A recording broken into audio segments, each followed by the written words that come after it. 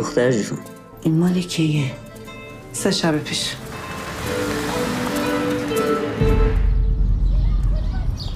با توجه به اتفاقاتی که و اعتراض مسالمت‌آمیز ما توسط نیروهای امنیتی به آشوب کشیده شد، چقدر قرب و صدقه قد بالای دخترت رفتن؟ بعد تا آخر عمرش بشینه بخوره. بده؟ نمیدونی مامانت کجاست؟ نه اتفاقی افتاده؟ خب حتما گوشیش خاموشه، اگه خیلی کار واجبه بخونه. شما اینجا چیکار میکنید؟ من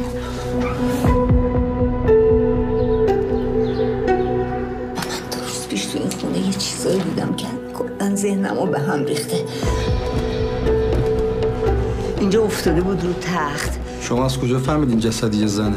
خب معلوم میشه دیگه. مگه به این سادگی میشه کسی رو برد دادگاه؟ ادله باید درست و کامل باشه. چی کار میشه کرد؟ با همه اینا میخوای در بیفتی؟ تو سر پیاز یا ته پیاز؟ من شاهدم. یه خونه 100 متری هم داشتیم، سر همین بازی از چنگمون در آوردن. اینا که تو ماشین نشستن آشناتون ها؟ این سولت کیه که همتون پشتش وایستادین؟ امشب هم برو بشین تو خونه اون بیانیه رو یه بار دیگه بخون. نامرد! من نمیتونم ساکت باشم. خوب فکراتو بکن.